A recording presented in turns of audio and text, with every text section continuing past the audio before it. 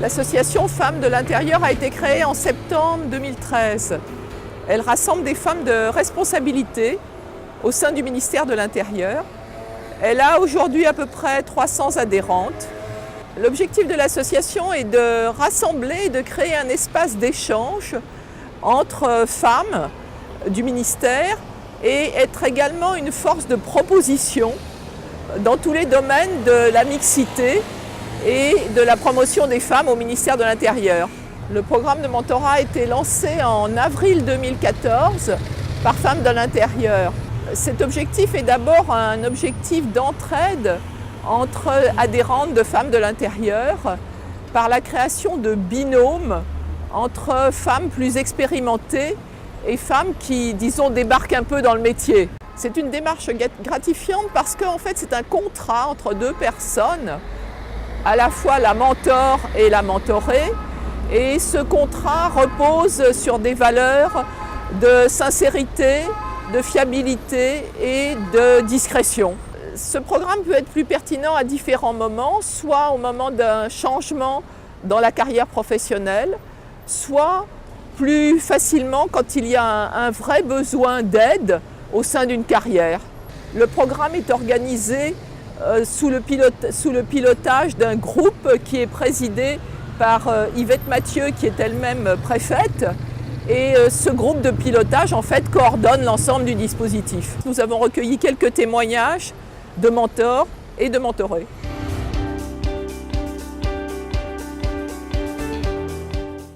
J'ai choisi de m'engager dans une démarche de mentorat pour 3 raisons. La première, j'aime transmettre, faire connaître ce que moi j'ai déjà vécu. J'ai eu la chance et j'ai déjà bénéficié d'un certain nombre d'expériences d'autres collègues, donc je suis le maillon d'une longue chaîne, un passeur de relais. Et troisièmement, le métier de sous-préfet ou d'administrateur civil ne s'apprend pas dans les livres.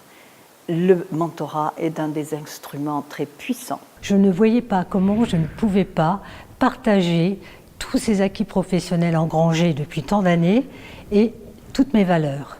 Et j'avoue quand même que cette démarche m'a surprise parce qu'elle m'a valorisée. Elle m'a permise de revisiter mon parcours professionnel et mes propres cheminements de pensée.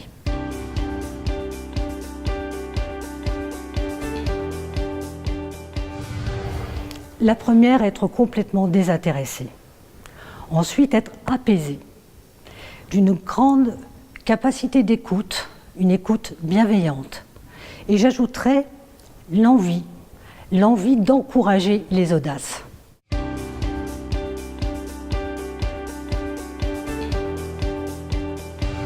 Je pense que j'ai été une sorte de plus. Je lui ai permis de tester sur moi des idées, des réflexions, d'essayer d'avancer sur ce qu'elle voulait faire et de le formuler.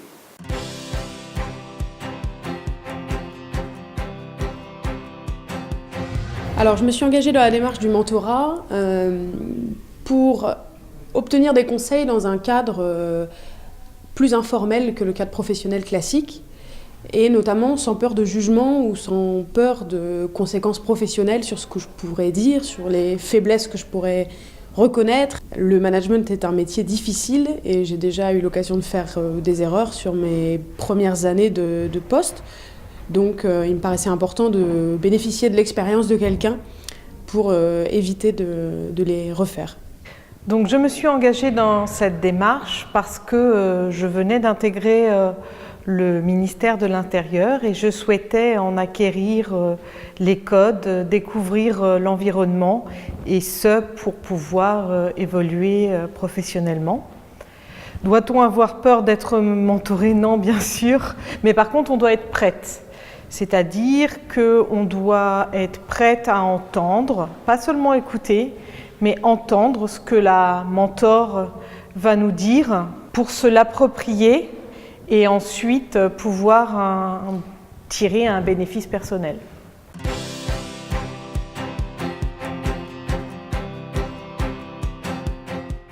Mes attentes n'ont pas évolué au cours de cette période. Je dis bien cette période parce qu'aujourd'hui nous avons fait un bilan à mi-parcours. La plupart des appairages n'ont pas terminé leur opération pilote. Donc, mais à ce stade, mes attentes n'ont pas changé. Ce qui a changé en revanche, c'est le regard porté sur mon parcours professionnel et sur les perspectives grâce au rôle tenu par ma mentor. Par ailleurs, le principe de pouvoir partager nos expériences professionnelles avec une autre femme répond à l'envie de créer et d'étendre un réseau de femmes de l'intérieur. Ma mentor m'a amenée à me poser les questions autrement et à ouvrir davantage les perspectives professionnelles en partageant avec moi son expérience avec simplicité et sincérité.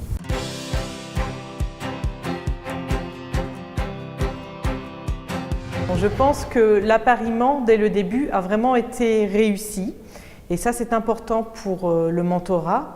Ensuite, ma mentor et moi, nous nous sommes tout de suite comprises.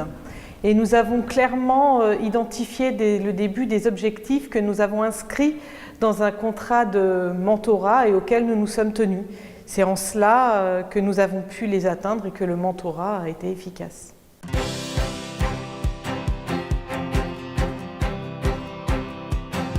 Je pense pouvoir évaluer ces apports puisqu'au fur et à mesure de nos rencontres, la confiance entre ma mentor et moi évolue et nous sommes arrivés aujourd'hui à un stade où on peut évoquer tous les sujets, même les moins classiques et les moins faciles à aborder. Donc pour l'instant, le bénéfice est important et j'en retire vraiment des choses positives.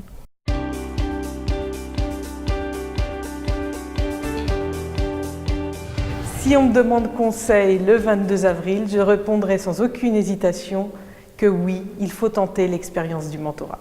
Je trouve qu'il y a vraiment une lacune à ce niveau-là dans l'accompagnement des jeunes professionnels. Je pense que quand on est jeune commissaire, on est peu accompagné au niveau de sa prise de fonction. Rapidement, le seul référent qu'on a est notre référent hiérarchique.